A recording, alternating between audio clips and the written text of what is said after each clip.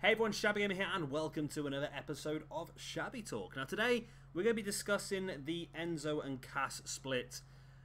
Does it make sense? How does it work moving forward? Does it work for both guys and that sort of stuff? And I feel like it could be a struggle for them in the long term, but we'll get to that as we go on. Now the actual feud itself at the moment, it's okay. It's not really setting the world alight. I'm not really that into it, but I can see that there are a few people in the crowd that are, but it just makes you worry that how far this can go. It's helping both guys out, I suppose, because it is pushing Enzo a little bit extra as a face, whereas he was always a face anyway. But Big Cass is getting over pretty well as a pretty strong heel, which is good for him moving forward because it's probably his best role. And of course, bringing the Big Show into the whole mix just helps him out as well, because Big Show is there basically as a massive jobber. Somebody, because if Big Cass beats Enzo Amore, it doesn't really do anything for him, does it really? It's essentially a jobber match for him. So bringing someone like the Big Show into the feud is a good chance for Big Cass to really get over somebody who is classed, I suppose, as a more superior opponent than Enzo, and it should help him move up when the feud is over into a stronger position on the card. But yeah, like I said, what happens when this feud finishes? Now for Big Cass, we know that Vince is a big fan of Big Cass, and we know that potentially moving forward Big Cass could get an opportunity further at the card. He was involved in a Universal Championship #1 contendership match a while ago, wasn't he? Is that right? Yeah. It was the one with Finn Balor one, wasn't it? It was Big Cass was in that. So it shows that the Vince has things that he wants Big Cass to achieve. And you know what Vince is like. He loves his big men, doesn't he? And it should be okay for him, although I'm not too convinced that as a storyteller or as a charismatic person on the microphone, he's got a lot going for him. But it might still work for him. Enzo, you'd worry about Enzo, wouldn't you, really? I think a lot of people are getting a bit bored of Enzo now. He's a little bit overexposed. And being on his own, it sort of doesn't really match. The gimmick of having Enzo as the mouthpiece and having his big mate behind him to help sort out any problems is always one that's going to work. But Enzo on his own as a big mouth, you'd struggle to find anything for him to do. He might end up just being a bit of a jobber on the main roster. But there is a lot of rumours that Enzo could end up finding his way after this feud onto 205 Live, which I think could be the best thing for him. 205 Live is lacking some characters as well. They've got some fantastic wrestlers, but they don't have as many fantastic characters, and I think having Enzo on there could be pretty good, and I think it would work quite nicely for him.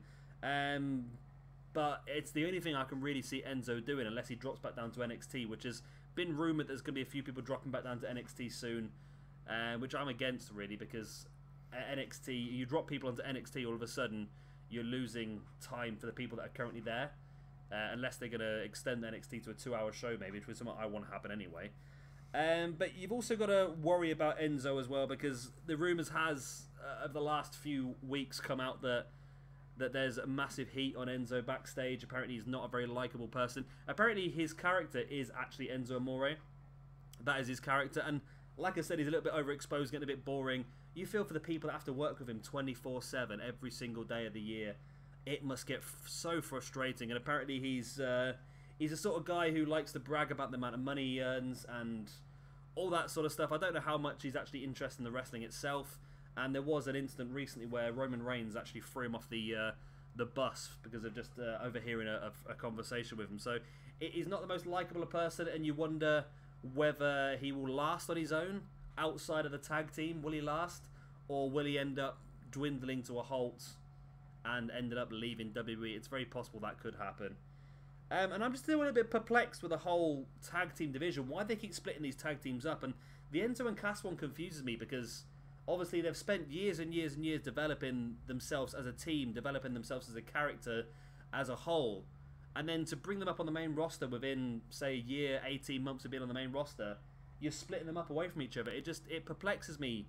And it's something that I've mentioned quite a few times in my videos, why you would let people develop themselves on NXT for years and years, perfect their character, then bring them up into the main roster and change it.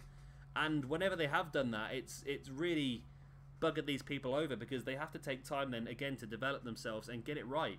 And it happens over and over again. We've seen it now with American Alpha being split. However, American Alpha might be okay because individually both of them seem to be very, very qualified wrestlers, and they both seem to be very, very good at doing their individual stuff, which is good. But it just keeps happening. We've got the Hype Bros on the verge of breaking up, with the Vaudevillains obviously split as well. The tag team division on both Raw and SmackDown is not that strong, and for WWE to keep splitting more and more tag teams, it just seems a bit bizarre to me. But I'm sure they must have something planned, and hopefully this will give the opportunity for some of the people from NXT, some of the tag teams, to move up. And then again, NXT hasn't got that big of a tag team division at the moment either, with the split of DIY and so forth. But yeah, it's another one of these situations where we're just going to have to sit back and wait. Who knows, they could surprise us. Big Cass could end up becoming one of the best heels in the company, although I doubt it. Enzo could end up having a great face run and become quite a good competitor, but again, I doubt it. But you could never say never. They've surprised me in the past, they could surprise me again in the future, who knows?